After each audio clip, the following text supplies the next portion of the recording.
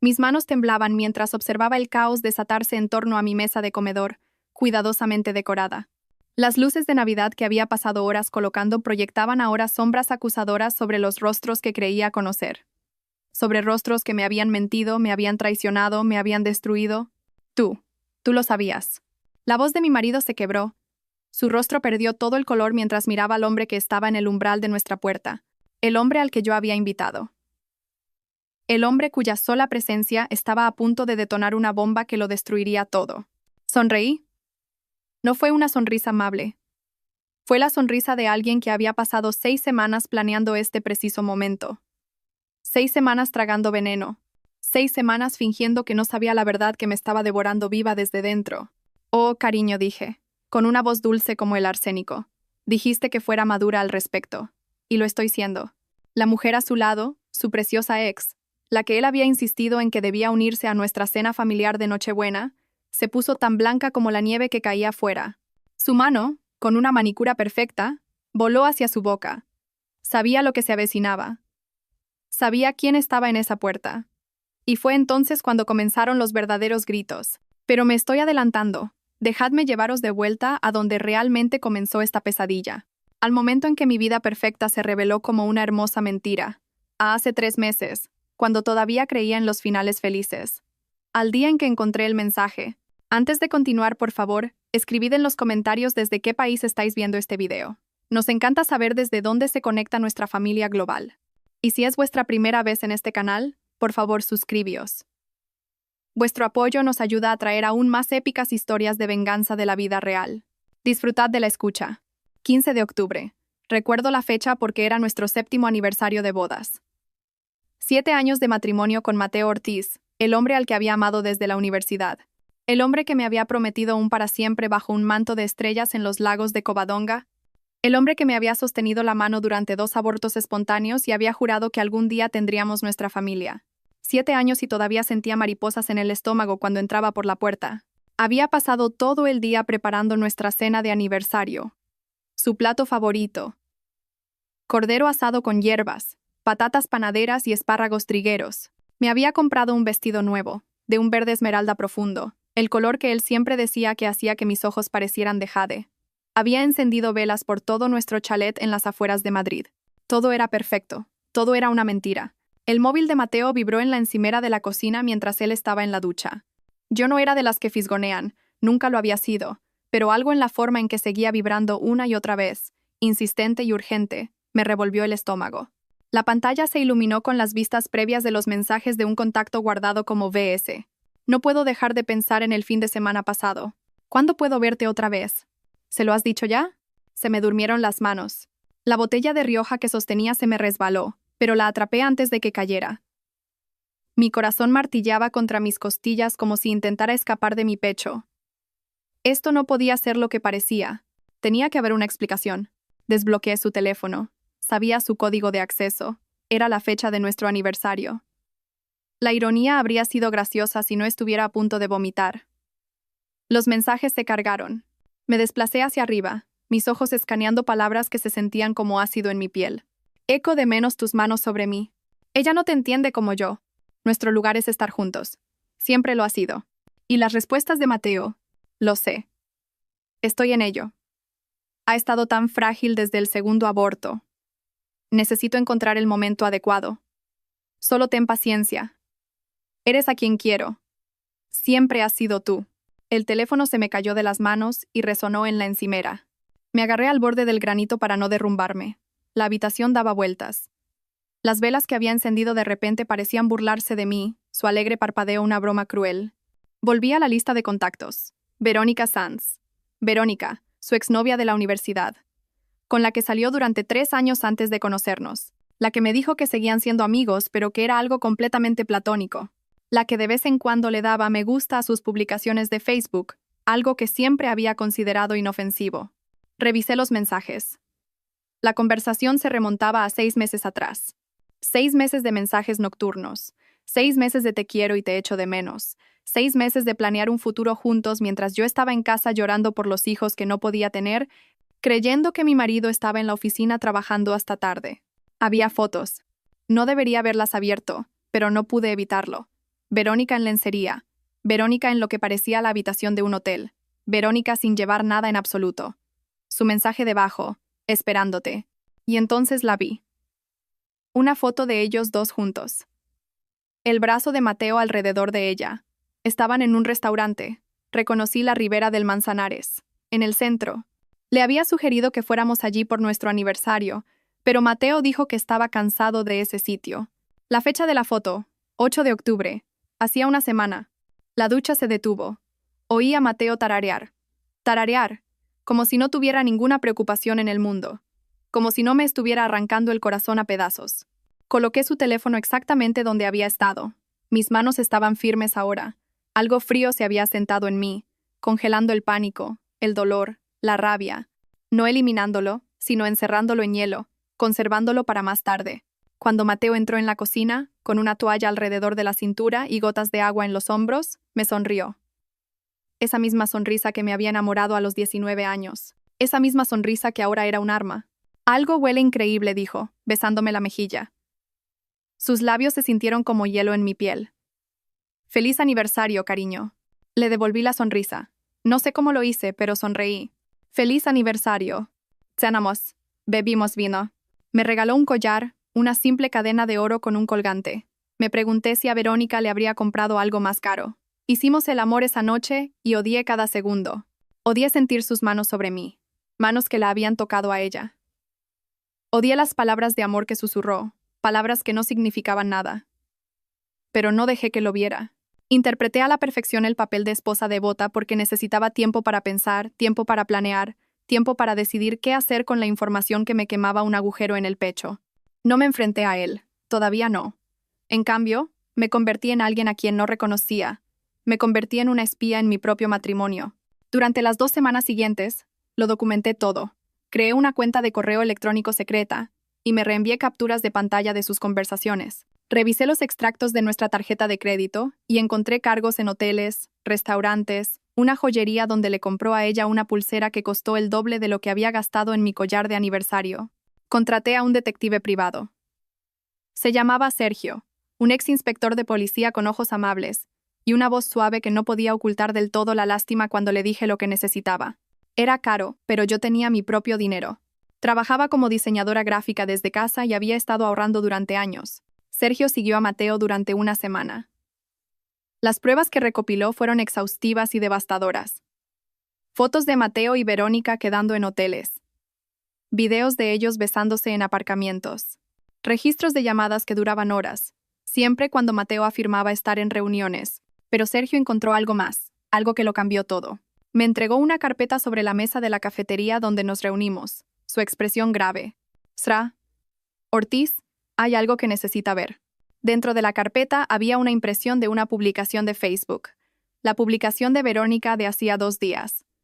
La configuración de privacidad estaba en solo amigos, lo que explicaba por qué no la había visto. Sergio tenía sus métodos. La publicación mostraba una foto de un anillo de compromiso de diamantes, en el dedo de Verónica.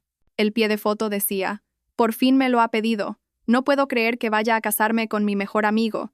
Por los nuevos comienzos, comprometida». Los comentarios estaban llenos de felicitaciones, pero fue un comentario en particular el que me heló la sangre. «Qué ganas de conocerle. Tráelo a la comida del domingo». Leonor Sanz, la madre de Verónica. No sabía quién era el prometido, lo que significaba que Verónica no le había dicho a su familia que estaba comprometida con un hombre casado. «Hay más», dijo Sergio en voz baja. Deslizó otro documento sobre la mesa. «Investigué los antecedentes de Verónica Sanz. No es solo la exnovia de su marido». Lo miré, con la garganta apretada. «¿Qué quieres decir?» «Es terapeuta familiar. Se especializa en terapia de pareja», hizo una pausa, dejando que la información calara. «Y ha publicado en varias revistas sobre la ética en las relaciones profesionales. Ha construido toda su carrera sobre ser una experta en relaciones sanas». La ironía era tan brutal que casi me hizo reír. «Casi. Y el hombre con el que dice estar comprometida», dije lentamente. «No puede decirle a su familia que es Mateo porque él todavía está casado contigo», terminó Sergio. «Así que, o está mintiendo sobre el compromiso, o dudó. O está planeando que me deje a mí», susurré. El cordero que había comido amenazaba con volver a subir. La expresión de Sergio se suavizó. «Lo siento, Sra. Ortiz. Pero sí, eso es lo que sugieren las pruebas. Miré la foto del anillo. Era precioso. Banda de platino, diamante talla esmeralda, probablemente de 3 quilates. Mateo y yo habíamos estado ahorrando para la entrada de una casa más grande, una con suficientes habitaciones para los hijos que planeábamos tener. Yo había estado apartando dinero de cada nómina, sacrificando las cosas que quería porque nuestro futuro era más importante. Aparentemente, él también había estado ahorrando, solo que no para nuestro futuro, sino para el de ella. Hay una cosa más, dijo Sergio. Ahora parecía incómodo, como si estuviera a punto de asestar un golpe que sabía que me destrozaría. Rastreé sus movimientos durante los últimos 6 meses, los cotejé con el calendario que me proporcionaste. Sacó una línea de tiempo. Mis ojos recorrieron las fechas y entonces la vi. 15 de junio. El día de mi segundo aborto espontáneo. El día que estuve en el hospital con una hemorragia, aterrorizada de estar muriéndome. El día que Mateo dijo que tenía que irse unas horas por una emergencia en el trabajo. Sergio había rodeado esa fecha. Al lado, había una foto con fecha y hora. 2:47 p.m. Mateo y Verónica entrando en un hotel.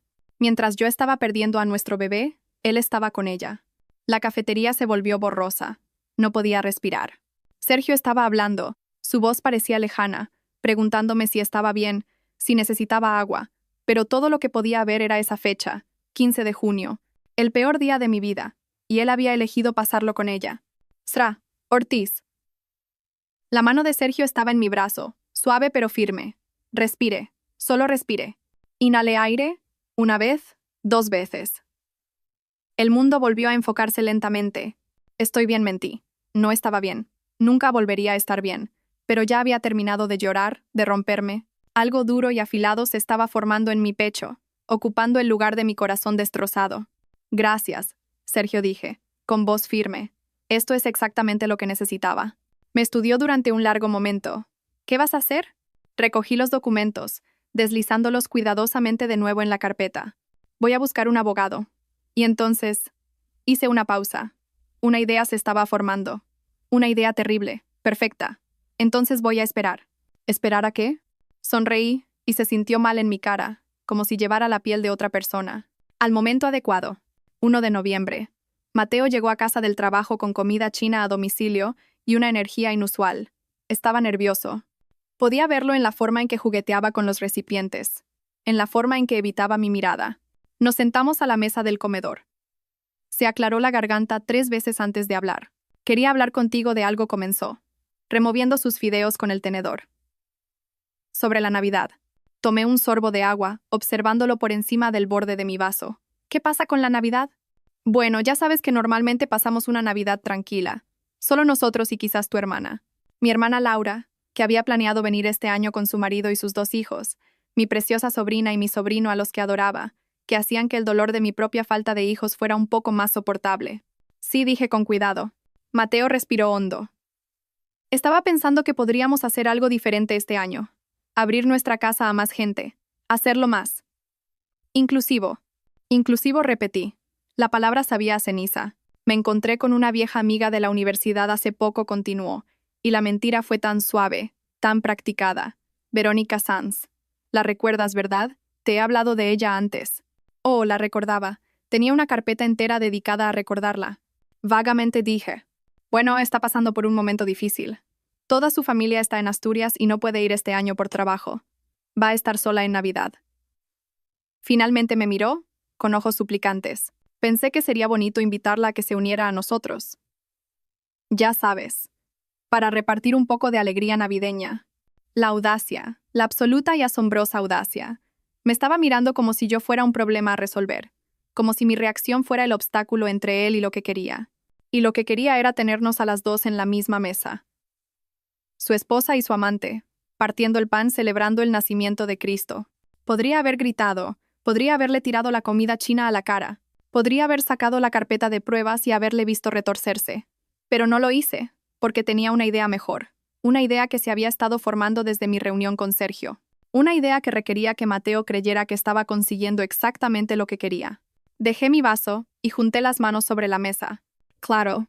Mateo parpadeó. ¿Claro? Sí. Si va a estar sola en estas fiestas, por supuesto que debería unirse a nosotros. Ese es el espíritu de la Navidad, ¿no? Amabilidad, generosidad, Sonreí. Incluso, cocinaré algo especial. El alivio en su rostro fue palpable. Cruzó la mesa y apretó mi mano. Gracias, cielo. Gracias por ser tan comprensiva. Por esto te quiero. Tienes un corazón enorme. Le devolví el apretón. Mi sonrisa nunca flaqueó. Por supuesto, cariño. Quiero que seas feliz. Y lo decía en serio. Quería que fuera feliz, justo hasta el momento en que lo destruyera. Después de la cena, mientras Mateo veía la televisión, subí a nuestro despacho y abrí mi portátil. Había estado investigando durante las últimas semanas, escarbando en la vida de Verónica de la misma manera que ella había estado escarbando en mi matrimonio. Sabía dónde trabajaba, el Centro de Bienestar Familiar, una prestigiosa consulta de terapia en el centro. Sabía dónde vivía, un ático en el barrio de Salamanca, caro y moderno. Conocía sus rutinas, su cafetería favorita, su gimnasio. Y sabía algo más, algo que descubrí a través de un poco de acoso creativo en redes sociales y un perfil falso. Verónica, de hecho, estaba comprometida, pero había mantenido a su prometido muy en secreto. No había fotos de él en sus redes sociales, ningún nombre mencionado, solo ese anillo y vagas referencias a mi amor y mi futuro. Los comentarios de sus amigas en la publicación del compromiso eran reveladores. ¿Cuándo vamos a conocer a este hombre misterioso? Tía, lo tienes bien guardado. Debe de ser alguien especial. ¿Qué ganas de boda? ¿Será en Asturias como siempre planeaste? Lo estaba ocultando, porque era mío. Pero lo que Mateo y Verónica no sabían, lo que no podían saber, era que yo había ido más lejos, mucho más lejos. Había encontrado la agenda de Verónica, no su agenda física, sino la digital. La había sincronizado con el sistema de calendario de su web profesional, que tenía una seguridad de risa. Un par de conjeturas en las preguntas de seguridad. El apellido de soltera de su madre era de dominio público. El nombre de su primera mascota lo mencionó en una vieja publicación de un blog de la universidad. Y estaba dentro. Y allí, programado para el 15 de noviembre, había una cita. Cena con la familia. Presentar a... No, Mateo. No, a... Cotejé la fecha con sus correos electrónicos. Sí, también había entrado en ellos. Resulta que la gente que da lecciones sobre ética a menudo es terrible en ciberseguridad. El correo era de alguien llamado Álvaro Ramos. El asunto. Deseando conocer por fin a tu familia. Lo abrí, lo leí y lo volví a leer. Y entonces empecé a reír. Álvaro Ramos creía que él era el prometido de Verónica. Sus correos estaban llenos de amor y emoción por su futuro. Le había pedido matrimonio en agosto en los Picos de Europa. Era cirujano pediátrico. Se había trasladado a Madrid hacía 6 meses desde Bilbao. No tenía ni idea de que la mujer que amaba se estaba acostando con otro. Verónica estaba jugando con los dos. Había aceptado la proposición de Álvaro. Había lucido el anillo que él le había dado. Había hecho planes para presentárselo a su familia. Y mientras tanto se acostaba con Mateo, le prometía un futuro a Mateo. Tocaba a Mateo como un violín. No pude entenderlo al principio, pero luego miré las finanzas que Sergio me había proporcionado. Mateo ganaba buen dinero como ingeniero de software senior, pero no era dinero de cirujano. Álvaro probablemente ganaba 4 o 5 veces el sueldo de Mateo. Verónica mantenía sus opciones abiertas. O tal vez era simplemente una sociópata que disfrutaba del juego. En cualquier caso, había cometido un error, uno crítico. Me había subestimado. Miré el calendario. Faltaban 2 semanas para el 15 de noviembre. Faltaban 6 semanas más para Navidad. Abrí un nuevo correo en mi cuenta anónima, la que había creado específicamente para este propósito. Y escribí: Estimado doctor Ramos, usted no me conoce, pero yo sí le conozco a usted. Y lo que es más importante, conozco a Verónica Sanz, su prometida. Le escribo porque creo que merece saber la verdad sobre la mujer con la que planea casarse. Sé que este correo parece de una persona loca. Probablemente esté a punto de borrarlo. Pero antes de que lo haga, quiero que le pregunte a Verónica por Mateo Ortiz. Pregúntele quién es. Pregúntele dónde estuvo el 8 de octubre, el 15 de octubre, el 22 de octubre. Pregúntele por qué tiene 2 reservas para cenar el día de Nochebuena. Parece usted un buen hombre, doctor Ramos. Merece algo mejor que mentiras. Si desea pruebas de lo que le estoy diciendo, responda a este correo. De lo contrario, le deseo suerte. La va a necesitar. Atentamente, una amiga. Pasé el cursor sobre enviar. Este era el momento. El punto de no retorno. Una vez que enviara esto, las fichas de dominó empezarían a caer. Hice clic. El correo electrónico se desvaneció en el vacío digital. Me recliné en mi silla con el corazón palpitante. Fase 1 completada. Ahora solo tenía que esperar. Álvaro Ramos respondió en menos de 3 horas. ¿Quién es usted? ¿Cómo conoce a Verónica? ¿Qué pruebas tiene? Me había preparado para esto. Había pasado días preparándome para esto. Subí capturas de pantalla seleccionadas a un servicio seguro para compartir archivos. Nada demasiado explícito. No intentaba traumatizar al hombre, pero lo suficiente para mostrar la verdad. Mensajes de texto entre Mateo y Verónica con marcas de tiempo, fotos de ellos juntos, los recibos del hotel. Le envié el enlace con una sola línea. Lo siento, usted se merece algo mejor. No respondió de inmediato. Lo imaginé abriendo los archivos, su mundo desmoronándose como el mío hacía semanas. Sentí una punzada de culpa. Él era un inocente en todo esto, un daño colateral. Pero necesitaba saberlo. Y más que eso, yo necesitaba que él lo supiera, porque Álvaro Ramos era la pieza final de mi rompecabezas. 3 días después, otro correo. Me enfrenté a ella. Lo negó todo. Dijo que eres una exnovia mía loca que intenta causar problemas. Pero las fotos. No sé qué creer. ¿Quién eres? ¿Por qué haces esto? Había esperado la negación. Verónica era una manipuladora profesional. Por supuesto que intentaría hacerle luz de gas. Le respondí. No soy su exnovia. Soy la esposa de Mateo Ortiz. Compruebe el registro civil si no me cree. Mateo Ortiz y yo, casados hace 7 años en Madrid. Todavía legalmente casados, todavía viviendo juntos, todavía compartiendo cama. Verónica se acuesta con mi marido. Lo ha estado haciendo durante 6 meses. Y planea pasar la Nochebuena con nosotros. Conmigo. En mi casa. En mi mesa. Comiendo la comida que yo cocine. Usted y yo somos víctimas aquí, doctor Ramos. Ambos estamos siendo manipulados por las mismas 2 personas. Pero a diferencia de usted, no voy a quedarme de brazos cruzados y permitir que continúe. Mi marido ha invitado a Verónica a nuestra cena de Nochebuena. Me dijo que fuera madura al respecto. Cree que no lo sé. Cree que soy la ingenua esposa que sonreirá y servirá café a su amante. Esto es lo que propongo. Usted y yo les damos exactamente lo que quieren. Una agradable cena de Navidad. Todos nosotros juntos, una gran familia feliz. Quieren estar en misa y repicando. Démosles una indigestión que nunca olvidarán. Si está interesado en asegurarse de que la verdad salga a la luz, responda a este correo. Si no, lo entiendo. Puede borrar esto y tratar de seguir con su vida. Pero ellos no van a ganar. No sin consecuencias. La elección es suya.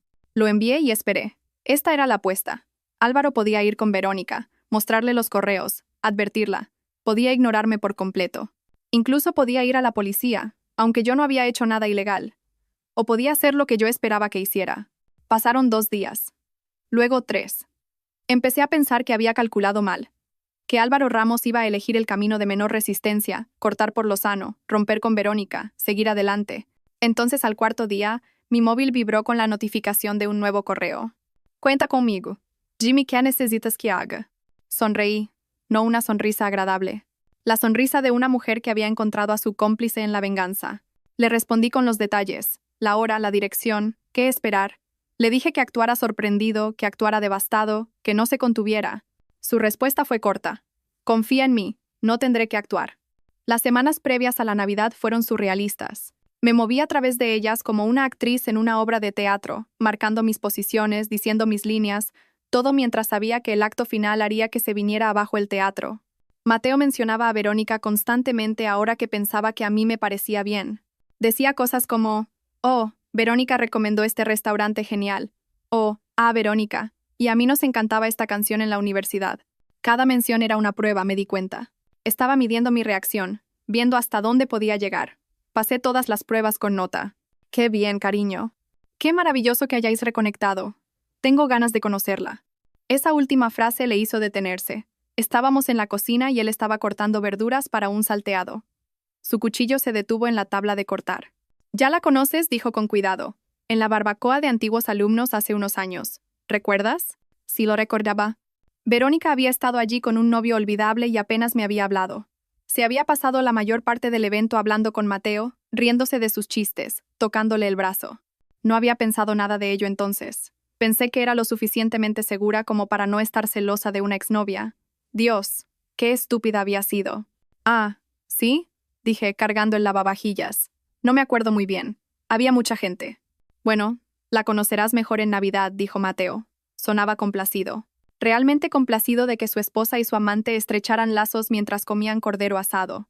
Estoy planeando un buen festín, dije. Cordero, cochinillo, todos los acompañamientos. Será una noche buena para recordar. Eres increíble, ¿lo sabes? Se acercó por detrás de mí, me rodeó la cintura con sus brazos. No sentí nada menos que nada. Su contacto era como ser abrazada por un extraño. No te merezco. No, asentí suavemente. No me mereces. Él se rió, pensando que estaba bromeando. Me besó el cuello y volvió a sus verduras. Me permití una pequeña sonrisa.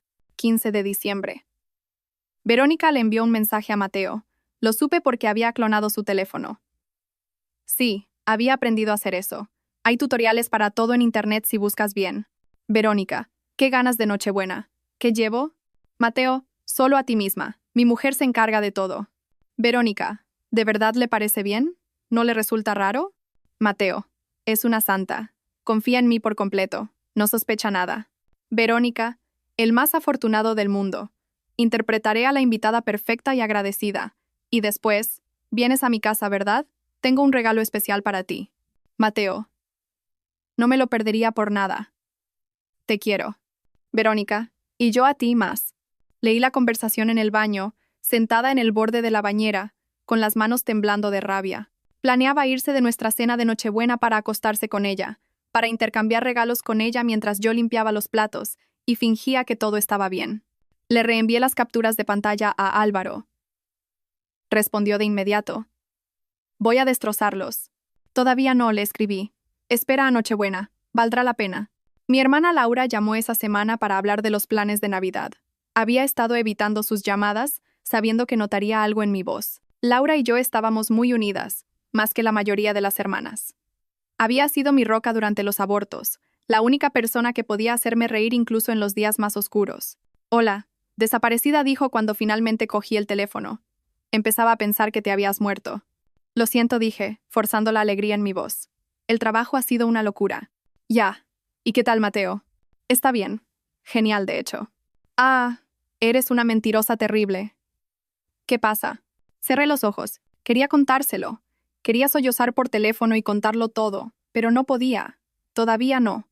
Laura querría arreglarlo, enfrentarse a Mateo, protegerme, y eso lo arruinaría todo. No pasa nada, dije. Solo estoy estresada por las fiestas. De hecho, de eso quería hablarte. Cambio de planes para Nochebuena. Sonó decepcionada. ¿No vamos? No, sí que venís. Pero Mateo ha invitado a una vieja amiga de la universidad que iba a estar sola, así que seremos un grupo más grande de lo planeado. No hay problema, cuantos más mejor. ¿Quién es la amiga? Se llama Verónica. Es su exnovia, en realidad. Silencio. Luego. ¿Perdona qué? ¿Ha invitado a su exnovia a la cena de Nochebuena? No es así, dije rápidamente. Ahora son solo amigos. Está pasando por un mal momento. Estamos siendo caritativos. Ajá. ¿Y a ti te parece bien? Por supuesto. ¿Por qué no iba a parecerme bien? Porque eres un ser humano con emociones normales. La voz de Laura era cortante. Elena, esto es raro. Lo sabes, ¿verdad? Está bien, Laura, te lo prometo. Si tú lo dices. Pero si esa mujer se pasa de la raya, voy a decir algo. Quedas avisada. Sonreí esta vez de verdad. Anotado. Nos vemos en Nochebuena. Allí estaremos. Y voy a vigilar a esa tal Verónica como un halcón.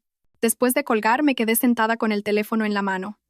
La ira protectora de Laura en mi nombre había agrietado algo en el hielo que rodeaba mi corazón. Por un momento me permití sentirlo. El dolor, la traición, la devastadora pérdida del hombre que había amado. Luego lo reprimí. Habría tiempo para el duelo más tarde. Ahora mismo tenía trabajo que hacer. Abrí mi documento de planificación. Todo estaba encajando. Álvaro llegaría a las 21:30, media hora después de que comenzara la cena. Le había dado un código para la entrada lateral. Nuestra casa tenía un sistema de cerradura inteligente que permitía códigos temporales. Entraría por su cuenta, siguiendo el sonido de las voces hasta el comedor. La expresión de sus caras no tendría precio. Pero la revelación era solo el principio. Tenía más planeado. Mucho más. Había contactado a una abogada, la mejor abogada de divorcios de Madrid, según su reputación. Se llamaba Victoria Puerta y tenía una tasa de éxito del 98% en conseguir para sus clientes exactamente lo que merecían. Nuestra consulta había sido esclarecedora. El adulterio no influye en la ley de divorcio en España como en otros sitios había explicado. España tiene un sistema de divorcio sin causa. Sin embargo, la infidelidad puede afectar a la pensión compensatoria. Y si puedes demostrar que usó bienes gananciales para la aventura, y estos recibos de hotel y joyería sugieren que lo hizo, podemos presentar un caso convincente para que recibas una parte mayor de los bienes matrimoniales. No quiero pensión, le dije. Tengo mis propios ingresos. Lo que quiero es la casa, y quiero que pague por lo que hizo. Victoria había sonreído. Me recordó a mi propia sonrisa de estos días, afilada y fría. Creo que podemos arreglar eso, especialmente si podemos demostrar daños morales. La aventura durante tu aborto espontáneo, por ejemplo.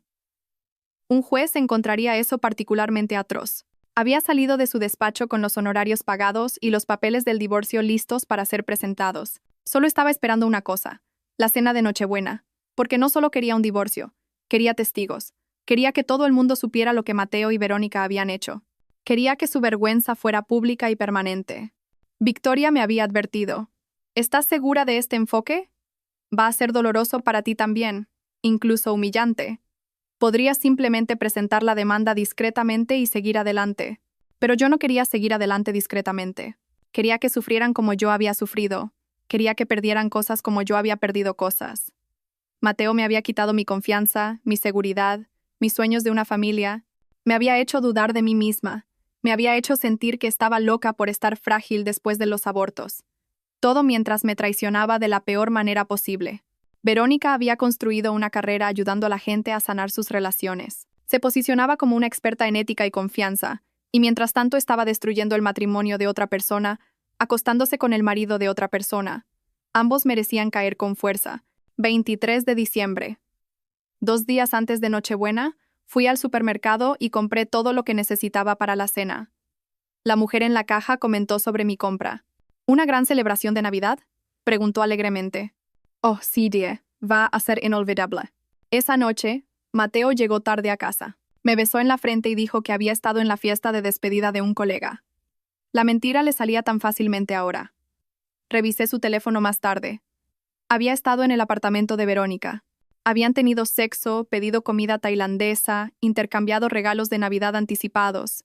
Él le había regalado un viaje a Fuerteventura para Año Nuevo. Ella le había regalado un reloj, caro y grabado. Para mí siempre y para siempre. La ironía era que yo le había comprado el mismo reloj para Navidad. Un Rolex para el que había ahorrado durante más de un año. Estaba envuelto debajo de nuestro árbol en ese mismo momento. Saqué mi regalo de debajo del árbol esa noche, lo desenvolví con cuidado y reemplacé el reloj por otra cosa. Los papeles del divorcio. Los volví a envolver, papel precioso con cintas plateadas. Lo coloqué debajo del árbol y me fui a la cama. Laura, su marido Jaime y sus hijos llegaron en la víspera de Nochebuena. Mi sobrina Emma, de 7 años, corrió a mis brazos, y mi sobrino Lucas, de 5, me enseñó su nuevo camión de juguete. Los abracé fuerte y respiré su olor a niño pequeño, azúcar, champú y pura inocencia. «Tita, ¿estás llorando?», preguntó Emma, tocándome la mejilla. Lágrimas de alegría, le dije.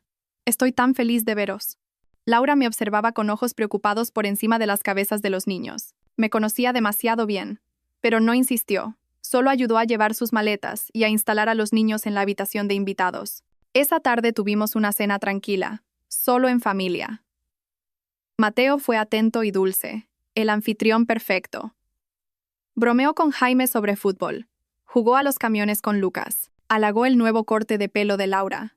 Era tan bueno en esto, en fingir, en ser exactamente lo que cada persona necesitaba que fuera. Me hizo preguntarme si alguna vez lo había conocido de verdad.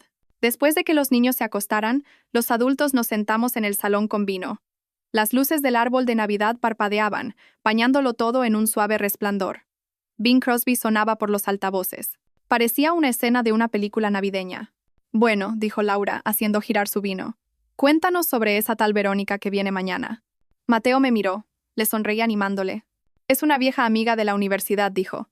«Salimos durante un tiempo, pero eso fue hace mucho. Historia antigua. Está pasando por un mal momento ahora. Asuntos familiares. Y pensé que sería bonito incluirla». «Eso es muy generoso», dijo Jaime. «Así somos nosotros», dije, levantando mi copa. Generosos hasta la exageración. Mateo chocó su copa contra la mía, ajeno al filo de mi voz. Laura, sin embargo, lo captó. Sus ojos se entrecerraron ligeramente. «¿Y a ti te parece bien?», me preguntó directamente. «La ex de tu marido en la cena de Nochebuena». ¿Por qué no iba a parecerme bien?, pregunté. Estoy segura de mi matrimonio, ¿verdad, cariño? Absolutamente, dijo Mateo, rodeándome con su brazo. Me apoyé en él, interpretando mi papel, pero estaba contando las horas. Menos de 24 horas para la actuación de mi vida. Bueno, tengo ganas de conocerla, dijo Laura, y había algo en su voz. Una advertencia, quizás, o una promesa. Será. Interesante. Oh, dije suavemente. Definitivamente lo será. Esa noche, yacía en la cama junto a Mateo, escuchándole respirar. Se durmió fácilmente, como siempre. Sin culpa que lo atormentara. Sin conciencia que lo mantuviera despierto. Yo, por otro lado, miraba al techo. Pensé en todas las nochebuenas que habíamos pasado juntos. La primera en nuestro diminuto apartamento. Tan pobres que apenas podíamos permitirnos regalos, pero tan enamorados que no importaba. La de después del primer aborto, ambos de luto, abrazándonos y prometiendo que lo intentaríamos de nuevo. El año pasado, esperanzados de nuevo, hablando de cómo la próxima Navidad podríamos tener un bebé con quien celebrar. Todo había sido una mentira. O al menos se había convertido en una. Quizás me había amado una vez. De verdad. Pero en algún momento del camino, dejé de ser suficiente. No, eso no estaba bien. No se trataba de que yo no fuera suficiente. Se trataba de que él estaba roto. Era un egoísta. Mañana todo el mundo lo vería. Mañana la máscara se caería. Me di la vuelta y finalmente me dormí. Mis sueños estaban llenos de cristales rotos, y vino tinto extendiéndose como sangre. Me desperté a las 6 de la mañana. La adrenalina recorría mis venas. Hoy era el día.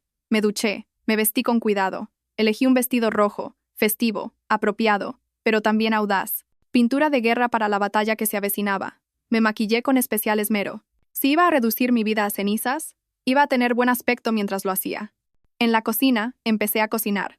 El cordero en el horno, las patatas peladas y hirviendo, el pastel de judías verdes montado, el cochinillo glaseado y listo. Me movía a través de las tareas mecánicamente, la memoria muscular tomando el control mientras mi mente se adelantaba a la noche.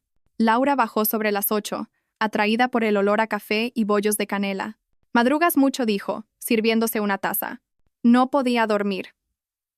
Demasiado emocionada, dije, y no era del todo mentira. Me estudió por encima del borde de su taza.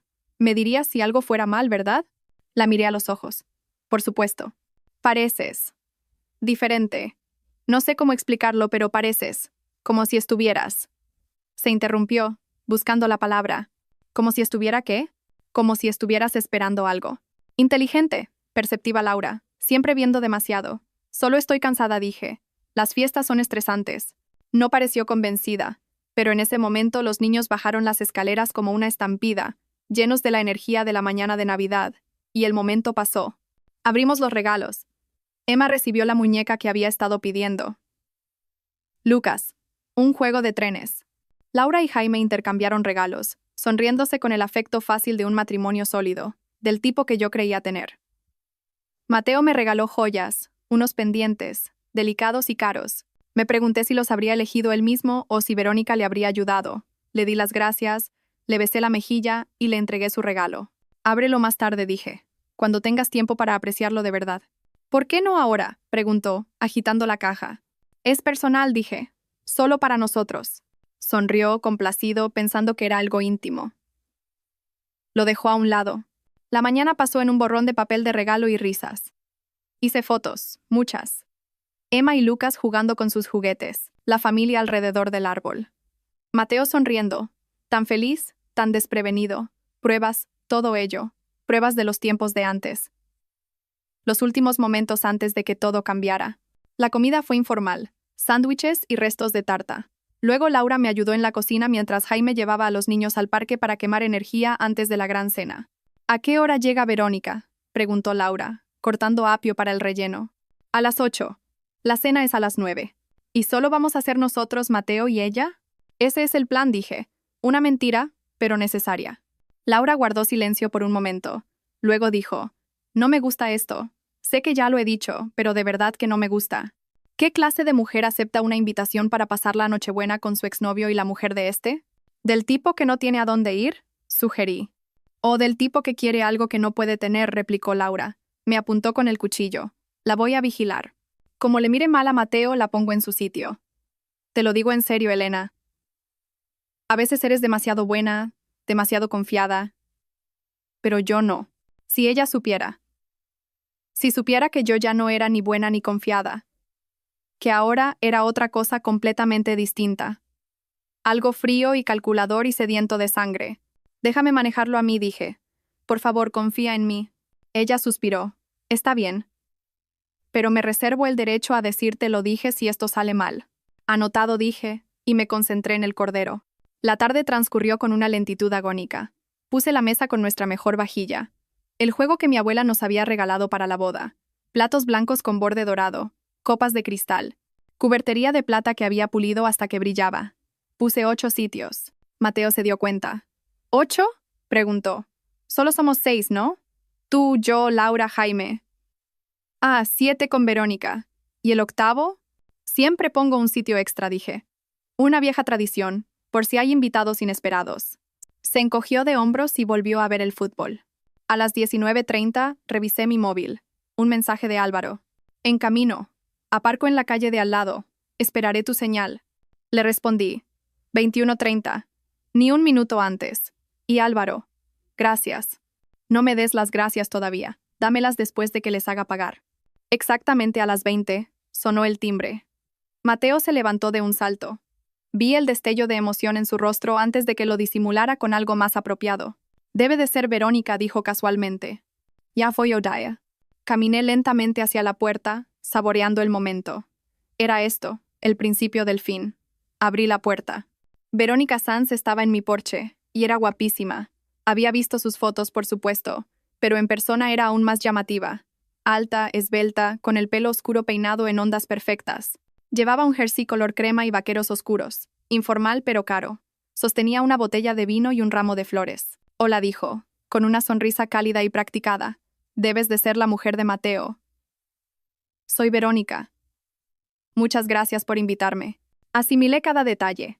La forma en que sus ojos eran un poco demasiado brillantes, demasiado alerta. La ligera tensión en sus hombros. El caro anillo de compromiso en su mano izquierda, que se había dejado puesto. Una jugada de poder, quizás, o una prueba. Pasa, dije, haciéndome a un lado. Estamos encantados de que pudieras venir. Entró en mi casa, trayendo consigo el aire frío y el aroma a perfume de diseño. Mateo apareció en el pasillo, y los vi mirarse. Fue breve, solo un segundo, pero lo vi. El anhelo, la familiaridad, el secreto compartido. Mi sonrisa nunca flaqueó. Verónica, dijo Mateo, avanzando para abrazarla. Fue rápido, apropiado, pero vi su mano demorarse un momento de más en su espalda. Me alegro de que hayas podido venir. Gracias de nuevo por la invitación, dijo ella. Luego se giró hacia mí. Tu casa es preciosa. Gracias, dije. Deja que te coja el abrigo. Mateo, sírvele a Verónica un poco de vino. Colgué su abrigo en el armario cachemir caro, noté, y la conduje al salón donde Laura y Jaime lidiaban con los niños. Verónica, esta es mi hermana Laura, su marido Jaime, y sus hijos Emma y Lucas. Laura se levantó y vi cómo evaluaba a Verónica con ojo crítico. Se dieron la mano. Encantada de conocerte, dijo Laura, su tono educado pero frío. Igualmente, dijo Verónica. Vuestros hijos son adorables. La conversación trivial fluyó. Verónica era buena en esto. Encantadora, atenta, haciendo todas las preguntas correctas. Halagó la decoración. Admiró el árbol. Jugó brevemente con los niños, que quedaron prendados de ella al instante. Mateo la observaba con una adoración apenas disimulada. Era repugnante. A las 21, anuncié que la cena estaba lista. Todos pasaron al comedor. Había pasado horas dejándolo perfecto. Velas en candelabros de plata, un centro de mesa de vegetación. La comida dispuesta como un festín. Esto es increíble, dijo Verónica, tomando asiento. Mateo se había colocado a su lado, frente a mí. Laura estaba a mi derecha, sus ojos aún afilados y vigilantes. Servimos la comida, pasamos las fuentes, llenamos las copas de vino. Todo era tan civilizado, tan normal. Mateo levantó su copa. Me gustaría hacer un brindis. Por la familia, por los amigos y por el espíritu de la Navidad. Y por mi maravillosa esposa, que ha organizado todo esto. Por tu esposa, repitió Verónica, encontrándose con mis ojos. Había un desafío allí. Estaba disfrutando esto, disfrutando de sentarse a mi mesa, comer mi comida, todo mientras se acostaba con mi marido. Le devolví la sonrisa. Por los nuevos comienzos, dije. Chocamos las copas. Comimos. La comida estaba perfecta. El cordero jugoso, las guarniciones sabrosas, todo sincronizado con precisión. Entonces, Verónica, dijo Laura, su voz conversacional. Mateo mencionó que eres terapeuta. Lo soy, dijo Verónica. Me especializo en terapia familiar y de pareja. Qué irónico, murmuró Laura, lo suficientemente alto para que yo lo oyera. Es un trabajo muy gratificante, continuó Verónica. Ayudo a la gente a navegar dinámicas de relación difíciles, problemas de comunicación, problemas de confianza, infidelidad. La última palabra quedó suspendida en el aire. ¿Estaba provocándome o simplemente era ajena a la ironía? La infidelidad debe de ser un tema difícil de tratar, dije. Como terapeuta, quiero decir, ayudar a la gente a reconstruir la confianza después de una traición. Loes asintió. La confianza es la base de cualquier relación. Una vez que se rompe, es muy difícil de reparar. ¿Y crees que se puede?, pregunté. ¿Reparar? Ella lo consideró. A veces. Si ambas partes están comprometidas con la verdad. Pero a menudo la traición es solo un síntoma de problemas más profundos. A veces las relaciones terminan porque nunca estuvieron destinadas a durar. Vaya, dije. Qué pensamiento tan deprimente. Prefiero pensar en ello como realista, dijo ella. Mateo observaba nuestro intercambio con nerviosismo. Sentía algo, pero no podía identificarlo. 21:25. 5 minutos. Mi móvil estaba en mi bolsillo. Le había dado a Álvaro el código de la puerta lateral. Le dije exactamente cuándo llegar. Todo lo que tenía que hacer era enviar el mensaje. Disculpadme, dije, levantándome. Tengo que ver cómo va el postre. Fui a la cocina, saqué mi móvil, escribí ahora. Lo envié. Luego respiré hondo, me alisé el vestido y volví al comedor con una sonrisa. El postre estará listo en unos minutos, dije. Pero primero, tengo una sorpresa. Mateo levantó la vista, curioso. ¿Una sorpresa? Sí, Die. ¿Recuerdas que dijiste que deberíamos ser más inclusivos esta Navidad? ¿Hacerla más festiva? Sí, dijo lentamente. Bueno, seguí tu consejo. Invité a alguien más a unirse a nosotros. Alguien que pensé que debería estar aquí. El tenedor de Verónica se detuvo a medio camino de su boca. Sus ojos se encontraron con los míos, y por primera vez vi un destello de miedo. ¿Quién?, empezó Mateo. La puerta lateral se abrió. Pasos en el pasillo. Todos se giraron. Álvaro Ramos entró en el comedor. Era alto, guapo de la forma en que suelen ser los cirujanos, pulcro y profesional. Llevaba un jersey oscuro y vaqueros. Tenía los ojos enrojecidos, como si hubiera estado llorando o no hubiera dormido. Miró a Verónica. Hola, cariño, dijo, su voz inquietantemente tranquila. Sorpresa. Verónica se puso blanca. La sangre desapareció de su rostro tan completamente que pensé que podría desmayarse. Álvaro susurró. ¿Qué? ¿Qué haces aquí? ¿Qué hago aquí? Su risa fue quebradiza. Me ha invitado la mujer de tu amante. Mateo se levantó tan rápido que su silla cayó hacia atrás. ¿Qué está pasando? Siéntate, Mateo, dije en voz baja. Acabamos de empezar. ¿Quién es este?, exigió Mateo, mirando entre Álvaro y yo. Este, dije, es el doctor Álvaro Ramos, el prometido de Verónica. ¿O es que no sabías que estaba comprometida? La sala se quedó en silencio. La mandíbula de Laura cayó. Jaime parecía confundido. Los niños, afortunadamente, estaban en la otra habitación viendo una película. Mateo se giró hacia Verónica. ¿Prometido? Verónica negaba con la cabeza. No, no. Álvaro, ¿de qué está hablando? ¿Por qué estás aquí? No te atrevas, dijo Álvaro, su voz afilada. No te atrevas a mentirme más. He visto las pruebas. He leído los mensajes. Sé lo de Mateo. Lo sé todo. ¿Mensajes?, dijo Mateo, su cara cambiando de color ahora. Rojo y blanco y rojo de nuevo. Verónica, ¿de qué está hablando? Oh, ¿tú tampoco lo sabes? Álvaro se giró hacia Mateo.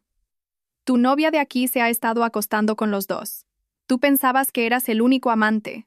Yo pensaba que era su fiel prometido.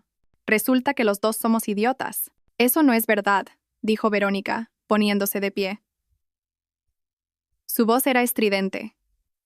Álvaro, no sé qué te ha contado, pero yo no le conté nada que no pudiera verificar por sí mismo, interrumpí. Las fotos de ti y Mateo en la Ribera, en el Marriott. Esas contaron la historia perfectamente. Los ojos de Mateo se volvieron hacia mí. Tú lo sabías. Oh, cariño, dije, mi voz dulzona. Lo sé desde hace meses. El silencio que siguió fue ensordecedor. ¿Lo sabías?, repitió Mateo, su voz hueca. Desde el 15 de octubre, dije. Nuestro aniversario.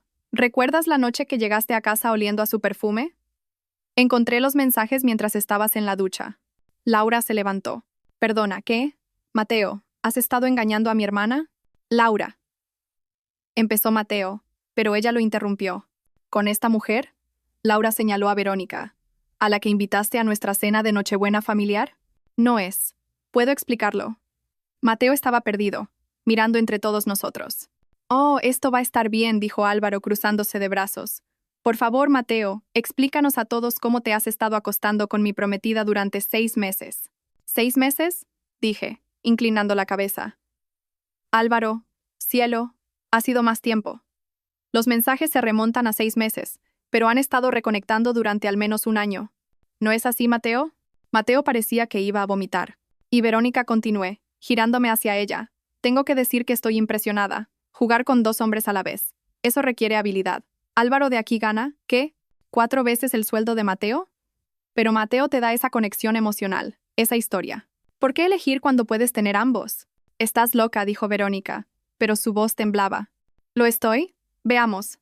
Saqué mi móvil. Lo he documentado todo. Mensajes, fotos, recibos de hotel.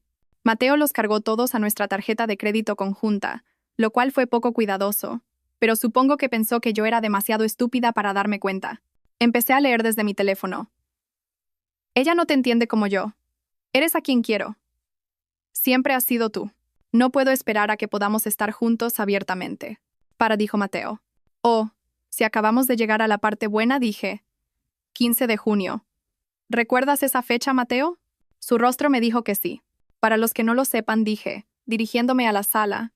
El 15 de junio fue el día que tuve mi segundo aborto espontáneo. Estaba en el hospital con una hemorragia, aterrorizada de estar muriéndome, y Mateo se fue. Dijo que tenía una emergencia en el trabajo. Saqué la foto en mi móvil y la levanté. Estos son Mateo y Verónica, registrándose en el Marriott a las 14:47, mientras yo perdía a nuestro bebé. Laura ahogó un grito. Jaime soltó una palabrota. Incluso Álvaro parecía conmocionado. El rostro de Mateo se descompuso. ¿Eso no? ¿No fue así? Estaba alterado. ¿Necesitabas tirarte a tu exnovia mientras tu mujer estaba en el hospital? Terminé. Dilo. Sé sincero por una vez en tu miserable vida. Dios mío, dijo Laura. Se movió a mi lado, su mano en mi hombro. Mateo me miró. Me miró de verdad, y vi el momento en que se dio cuenta de que ya no me conocía. ¿Por qué? Preguntó. ¿Por qué no dijiste nada? ¿Por qué pasar por todo esto? Porque dije, mi voz fría, necesitabas entender lo que se siente al ser pillado por sorpresa, que tu realidad se haga añicos delante de testigos. Que todos los que te importan te vean como realmente eres. Caminé hacia el árbol de Navidad, cogí su regalo, volví y se lo entregué. Ábrelo, dije. No, en serio. Ábrelo. Con manos temblorosas, desenvolvió el regalo. Los papeles del divorcio cayeron sobre la mesa, esparciéndose entre los platos de la cena. Feliz Navidad, dije. Estás demandado. Verónica se movió hacia la puerta, pero Álvaro le bloqueó el paso. ¿A dónde crees que vas? Preguntó. Esto es una locura, dijo ella. Estáis todos locos. Me voy. Todavía no, dije. No hemos terminado. Verás, hay una cosa más. Saqué otro sobre. Este estaba dirigido al Colegio Oficial de Psicólogos de Madrid. Esto, dije, es una queja formal contra Verónica Sanz, psicóloga general sanitaria, por violaciones éticas. Específicamente, por participar en un comportamiento que desprestigia a la profesión. He documentado tu aventura con Mateo, incluyendo fechas, horas y lugares. También he incluido testimonios sobre cómo usaste tus conocimientos profesionales para manipularle, cómo le aconsejaste que ocultara la relación a su frágil esposa. El rostro de Verónica estaba gris. No puedes. Me pueden revocar la licencia, terminé. O como mínimo, suspenderla. Probablemente deberías buscar una nueva carrera, Verónica. Quizás algo que no requiera ética. Tú, sisió Verónica. Cuidado, dijo Laura, dando un paso adelante. Es a mi hermana a quien le estás hablando. La hermana a cuyo marido te has estado tirando. La hermana cuya hospitalización usaste como oportunidad para un polvo rápido. Álvaro se rió, una risa afilada y amarga. Y pensar que iba a casarme contigo. Dios, qué idiota soy. Álvaro, por favor. Verónica se giró hacia él, las lágrimas comenzando a brotar. Te quiero. Él no significa nada para mí. Fue un error. No, dijo Álvaro levantando una mano. Simplemente no. Ya he oído suficientes mentiras. Sacó el anillo de compromiso de su bolsillo. Debía de haberlo cogido de su apartamento y lo dejó caer sobre la mesa. Rebotó una vez y aterrizó en la salsera. Hemos terminado. Y antes de que intentes salvar algo, deberías saber que ya he llamado a tu madre. Le he contado todo. Está muy decepcionada. Verónica emitió un sonido ahogado. ¿Qué se siente?, le pregunté. ¿Que tu vida se destruya delante de una audiencia? ¿Que gente que no puedes controlar sepa todos tus secretos? No respondió. Solo cogió su bolso y corrió hacia la puerta. La oímos cerrarse de un portazo. Un motor arrancando, neumáticos chirriando mientras se alejaba. Álvaro se quedó allí un momento, con aspecto perdido. Lo siento, me dijo. Siento que hayas tenido que pasar por esto. Gracias por venir, dije. Sé que no ha sido fácil. Se lo merecía, dijo. Los dos se lo merecían. Miró a Mateo, que seguía allí de pie, sosteniendo los papeles del divorcio. Eres un cobarde y un idiota. Espero que te des cuenta de lo que has perdido.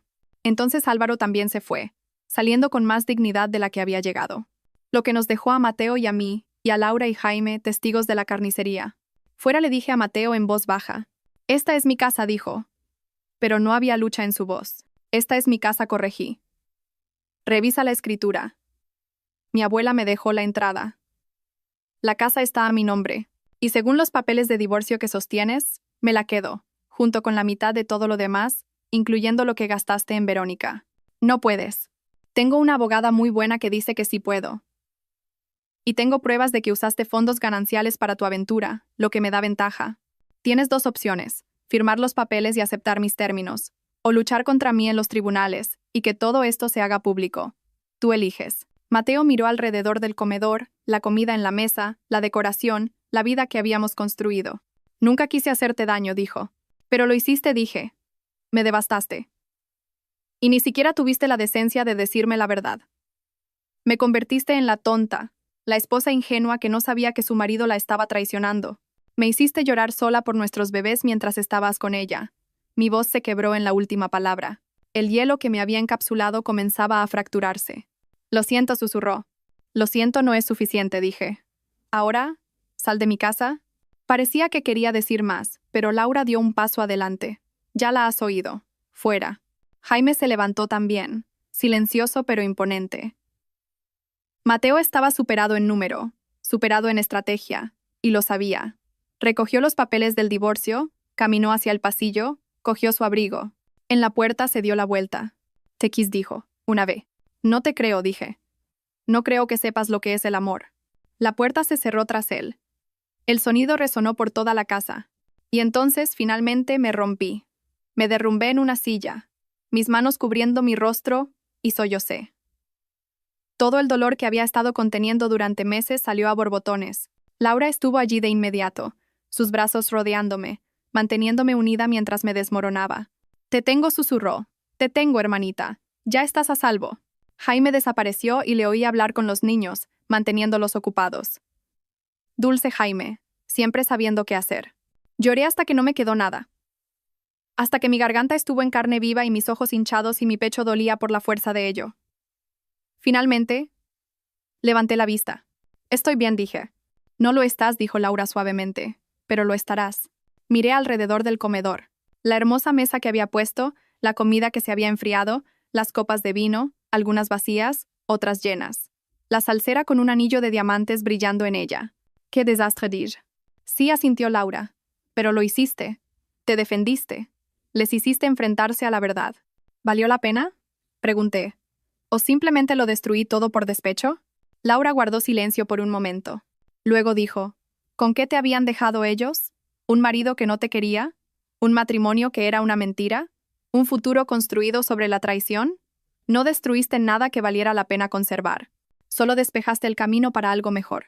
Quería creerla. Quería creer que este dolor tenía un propósito. Que las cenizas de mi antigua vida nutrirían algo nuevo. Pero en ese momento, sentada entre los restos de la cena de Nochebuena, solo me sentía vacía. 15 de junio. El aniversario de mi segundo aborto espontáneo. El aniversario de la peor traición de Mateo.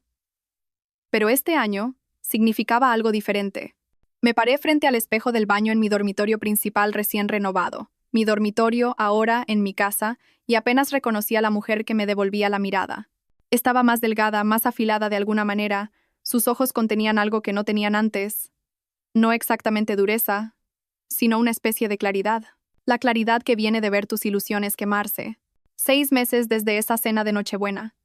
6 meses desde que detoné mi vida y vi las piezas esparcirse. Las secuelas habían sido brutales. Mateo había firmado los papeles del divorcio en una semana. Realmente no tenía opción. Victoria Puerta había sido implacable. Había catalogado cada cargo de hotel, cada cena, cada joya que le había comprado a Verónica con nuestro dinero. Al final, Mateo se fue con su coche, su ropa y alrededor del 30% de nuestros bienes. Yo me quedé con la casa, los ahorros y mi dignidad. Intentó disculparse un par de veces en esas primeras semanas. Largos correos electrónicos que borré sin leer, mensajes de voz que eliminé. Apareció en casa una vez y llamé a la policía. Después de eso, toda comunicación pasó por los abogados. Me enteré por amigos comunes que había intentado reconciliarse con Verónica después de que todo explotara. Aparentemente, se presentó en su apartamento con flores y disculpas, hablando de cómo finalmente podrían estar juntos ahora que todo estaba a la vista. Ella le había cerrado la puerta en la cara, porque Verónica tenía sus propios problemas. La queja ética que había presentado había desencadenado una investigación por parte del Colegio Oficial de Psicólogos. Descubrieron que había estado llevando a cabo sesiones de terapia mientras mantenía activamente una aventura con un hombre casado, una clara violación de los estándares éticos que había jurado defender. Su licencia había sido suspendida por 2 años, y se le exigió someterse a su propia terapia y formación en ética antes de poder volver a solicitarla. Su consulta se había hundido. El Centro de Bienestar Familiar había rescindido su contrato de inmediato. No podían permitirse el escándalo. Su reputación profesional, construida durante una década, fue destruida en cuestión de semanas. Se había ido de Madrid.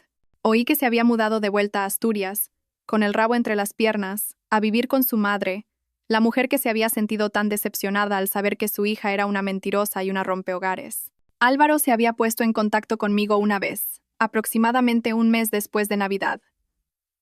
Nos reunimos para tomar un café. 2 soldados heridos comparando cicatrices. Sigo queriendo odiarte, había dicho, removiendo su espresso, por arrastrarme a esa pesadilla. Pero no puedo. Me salvaste de cometer el mayor error de mi vida. ¿Cómo estás? ¿Y tú? Le había preguntado. Se había encogido de hombros. Algunos días son mejores que otros. La amaba, o amaba a quien pensaba que era. Resulta que esa persona nunca existió. Había entendido eso completamente. ¿Y tú? Me había preguntado. ¿Te arrepientes de algo? Lo había pensado. Realmente lo había pensado. No dije finalmente. Me arrepiento del matrimonio. Me arrepiento de haber malgastado 7 años en alguien que no me merecía. Pero la cena, la exposición, necesitaban enfrentar las consecuencias. La gente así solo se detiene cuando alguien los obliga. Álvaro había asentido.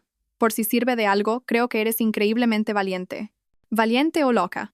Quizás ambas cosas.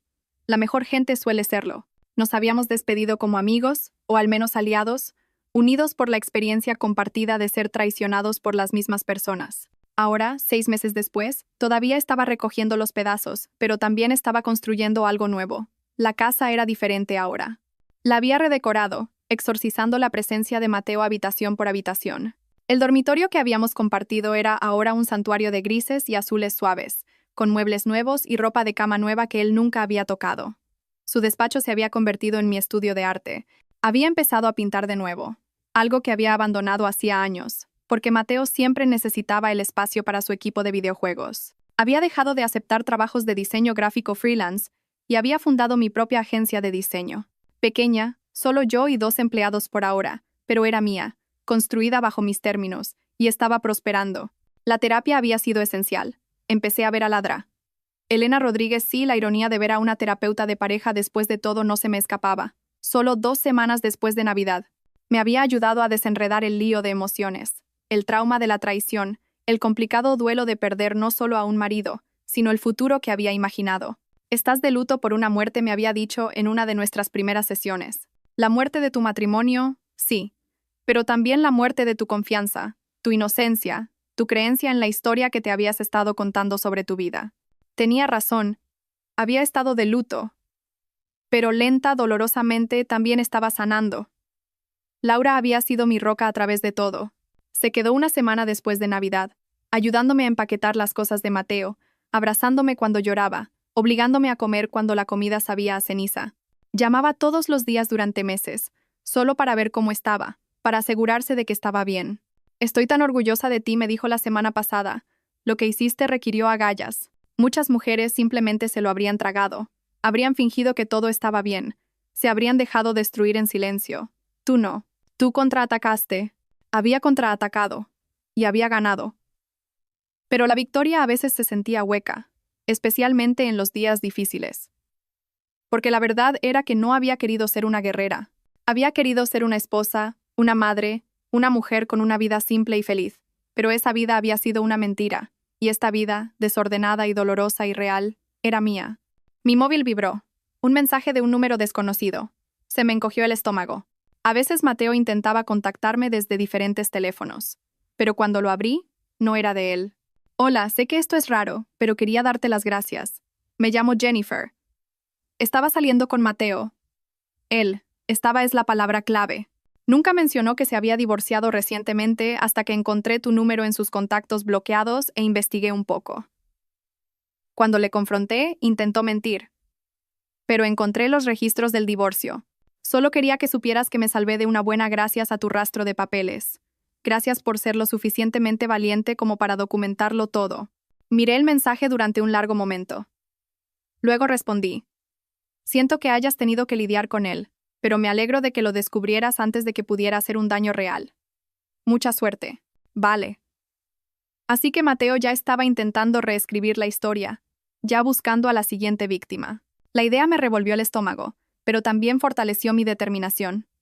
Había hecho lo correcto, lo brutal, doloroso y público, pero lo correcto.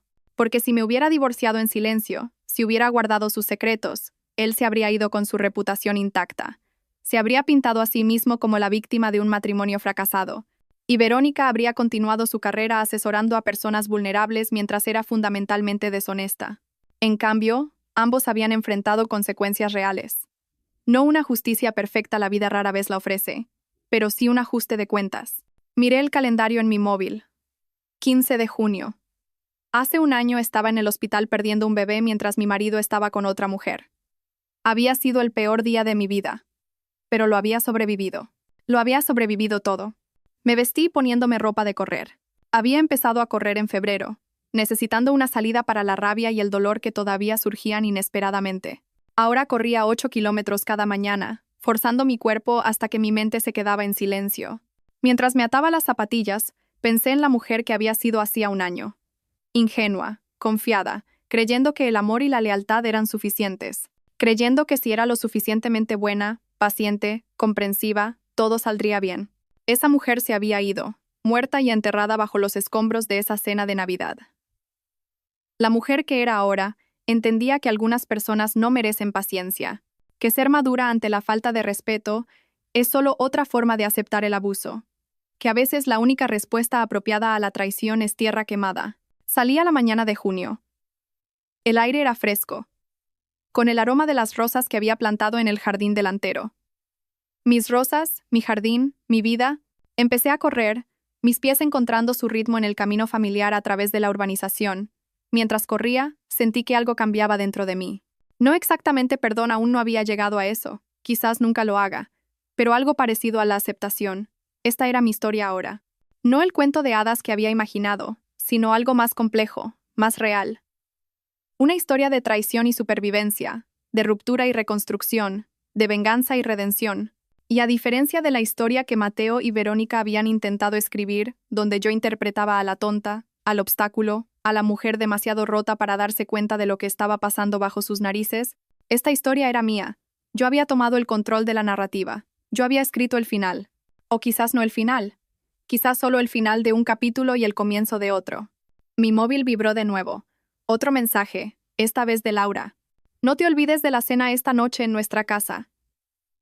Jaime hace barbacoa. Los niños echan de menos a su tita Cañera. Sonreí. Tita Cañera.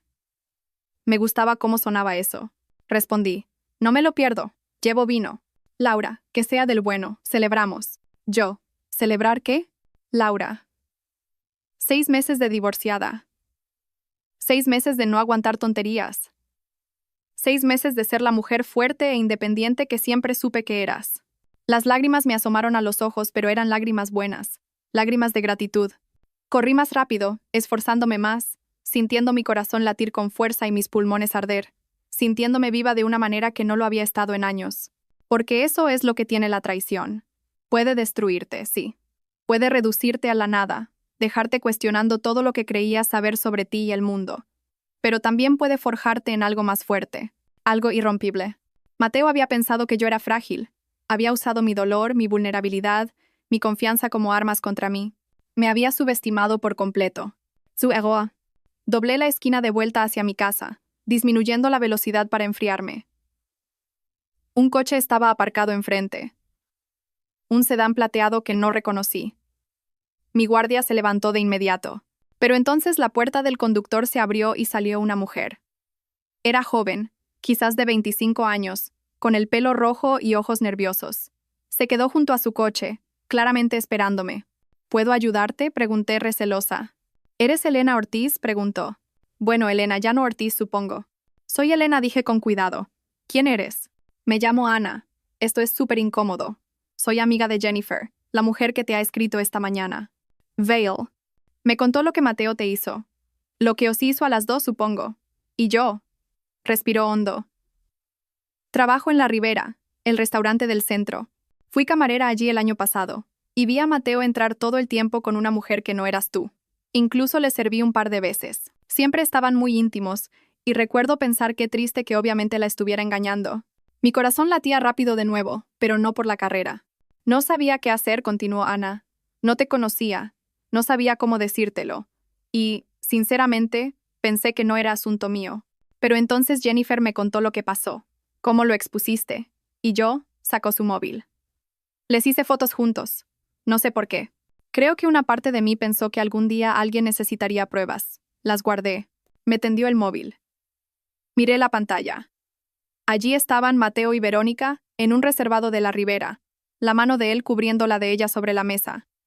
Ambos riendo. La fecha. Marzo de 2022. Más de un año y medio antes. Meses antes de que yo pensara que la aventura había empezado.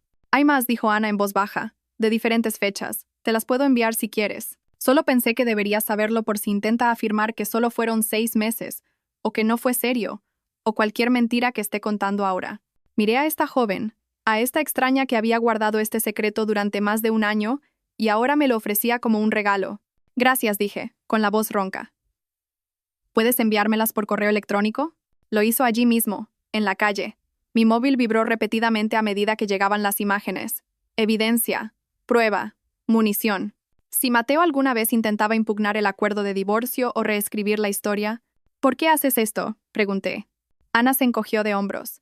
Porque los hombres como él se salen con la suya. Mienten, engañan y pasan a la siguiente mujer, y nadie les pide cuentas. Pero tú lo hiciste. Le pediste cuentas, y quería ayudar a asegurarme de que no pueda escabullirse. Volvió a su coche, pero antes de irse, bajó la ventanilla. Eres una especie de leyenda, ¿sabes? Lo que hiciste en Navidad. Jennifer me contó toda la historia. Se está extendiendo. Mujeres hablando con mujeres, advirtiéndose unas a otras. Probablemente le has ahorrado mucho dolor a mucha gente. Luego se fue, dejándome en la acera con mi móvil lleno de pruebas y mi corazón lleno de algo que se parecía casi a la esperanza. Entré, me duché y me senté frente a mi portátil. Abrí un nuevo documento y miré la página en blanco. Durante meses, la gente me había estado preguntando si iba a escribir sobre lo que pasó. Amigos, mi terapeuta, incluso un agente literario que de alguna manera había oído la historia de segunda mano y pensó que daría para un buen libro. Siempre había dicho que no. Era demasiado doloroso, demasiado personal, demasiado crudo. Pero allí en la calle, al oír a Ana llamarme leyenda, al oír que mi historia se compartía, que ayudaba a otras mujeres, quizás era el momento. Empecé a escribir. Mi marido dijo, mi ex se une a nosotros para la cena de Nochebuena, se madura al respecto. Asentí, por supuesto. Lo que él no sabía era que yo ya había invitado también a su prometido. La mesa de la cena se convirtió en una escena que nadie en mi familia olvidaría jamás. Esta es la historia de cómo descubrí la traición de mi marido, planeé mi venganza y recuperé mi vida. Las palabras fluyeron de mí más rápido de lo que podía teclear. Toda la historia, desde encontrar los mensajes en nuestro aniversario hasta la confrontación en Navidad y las secuelas que aún se estaban desarrollando. Escribí durante horas, deteniéndome solo cuando se me acalambraban los dedos y me ardían los ojos. Cuando finalmente levanté la vista, el sol se estaba poniendo, pintando mi estudio en tonos de naranja y oro. Había escrito 30 páginas. 30 páginas de verdad, dolor, ira y, en última instancia, supervivencia. Guardé el documento. Mi hermosa venganza. Borrador 1. Sonó la alarma de mi móvil. Hora de prepararse para la cena en casa de Laura. Cerré el portátil y me levanté, estirándome. Mi cuerpo dolía de una buena manera. El dolor de haber purgado algo tóxico. Mientras me vestía, pensé en el futuro. El futuro real, no la fantasía a la que me había aferrado en mi matrimonio. Todavía no sabía cómo sería ese futuro. Quizás terminaría el libro. Quizás conocería a alguien nuevo algún día, alguien que realmente mereciera mi confianza. Quizás me quedaría soltera y construiría un imperio, y me convertiría en la tía excéntrica que malcriaba a los hijos de Laura. Lo único que sabía era que sería honesto, mi vida. Cogí mis llaves y la botella de vino caro que había comprado para esta noche. Una celebración, de hecho, y me dirigí a la puerta. Al cerrar, eché un vistazo a la casa, mi santuario, mi nuevo comienzo. En el porche, me detuve, respiré hondo y sonreí. No era la sonrisa de la mujer que había sido suave, confiada e ingenua. Era la sonrisa de la mujer en la que me había convertido, afilada, fuerte e irrompible. La sonrisa de una mujer que había sido traicionada, que se había desmoronado, que se había arrastrado por el infierno y que había salido por el otro lado forjada en fuego. Subí a mi coche y conduje hacia la casa de mi hermana, hacia las risas y la familia y el amor que era real y verdadero. El sol se puso detrás de mí, y por delante el cielo ya se estaba oscureciendo, las estrellas comenzando a emerger. Detrás de mí, el pasado. Por delante, lo desconocido. Y por primera vez en un año no le tenía miedo. Estaba lista. El libro llegó a la lista de los más vendidos 3 semanas después de su publicación. Mi hermosa venganza. Cómo expuse la infidelidad de mi marido, y recuperé mi vida resonó con los lectores de una manera que nunca podría haber imaginado. Miles de mujeres me escribieron, compartiendo sus propias historias de traición, agradeciéndome por darles el coraje para defenderse. Hice entrevistas, podcasts, un servicio de streaming compró los derechos para una miniserie. Y a través de todo ello seguí construyendo mi vida. La agencia de diseño se expandió. Contraté a 5 empleados más. Compré una casa de vacaciones en la costa. Viajé. París, Tokio, Barcelona, todos los lugares a los que Mateo siempre había dicho que iríamos algún día. Fui sola y fue glorioso. Mateo intentó demandarme por difamación cuando salió el libro.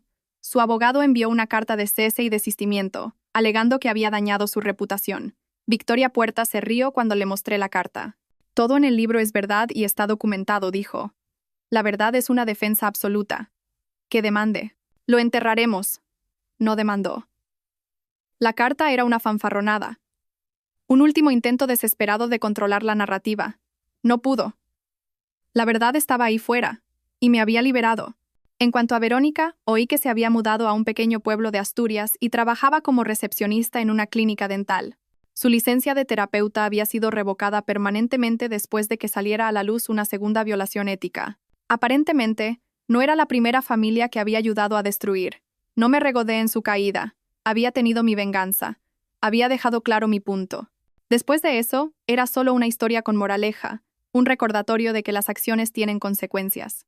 Álvaro se puso en contacto cuando salió el libro.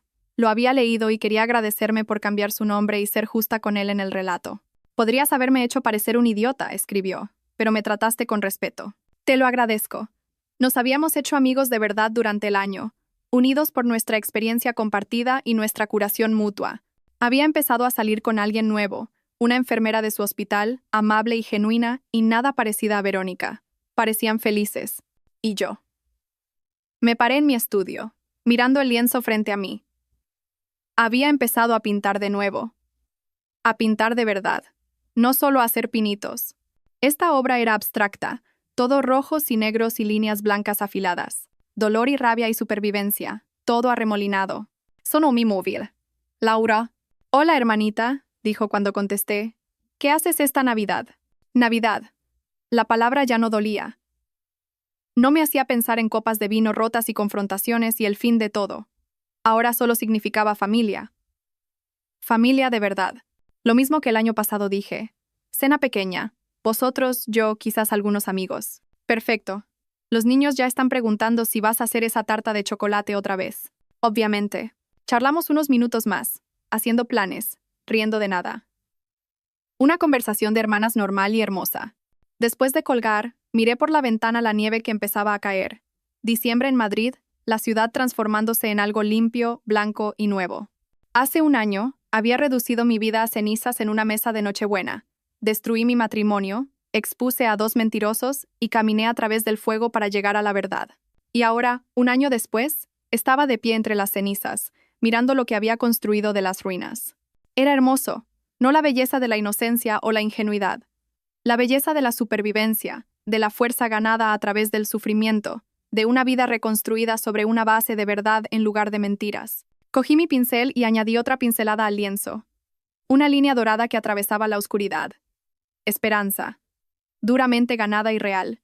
Mi móvil vibró. Un mensaje de un número desconocido. Gracias por tu libro. Anoche encontré mensajes en el móvil de mi marido. Iba a fingir que no los había visto. Pero entonces recordé tu historia. Voy a enfrentarme a él esta noche. Deséame suerte. Respondí. No necesitas suerte. Necesitas coraje. Y ya lo tienes. Tú puedes con esto. Y si necesitas ayuda, contacta. No estás sola. Porque eso es lo que tenía sobrevivir a una traición. Te conectaba con todas las demás personas que habían recorrido ese camino. Creaba una red de guerreras. Todas nosotras con cicatrices, pero de pie. Dejé mi móvil y miré mi cuadro. Mi vida. Mateo había intentado romperme, me había mentido, traicionado, usado mi dolor y mi amor como armas contra mí. Pero yo había sobrevivido. Más que sobrevivido, había prosperado. Y esa era la mejor venganza de todas. No la confrontación en Navidad, por satisfactoria que fuera. No el acuerdo de divorcio, por justo que fuera. Ni siquiera el libro, por exitoso que fuera. La mejor venganza era esta. Vivir bien. Ser feliz. Construir algo real y hermoso de los restos de lo que él destruyó. Estaba completa de nuevo. Diferente antes. Con cicatrices. Pero más fuerte, más sabia, más valiente. Y lo había hecho yo misma. Sonreí. Esa sonrisa que ahora era mía, ganada y real. Y volví a mi lienzo. Tenía trabajo que hacer. Una vida que vivir. Un futuro que crear. Y esta vez la historia la escribía yo. No más mentiras hermosas. Solo la verdad hermosa, brutal y honesta. Y era suficiente. Era más que suficiente. Lo era todo.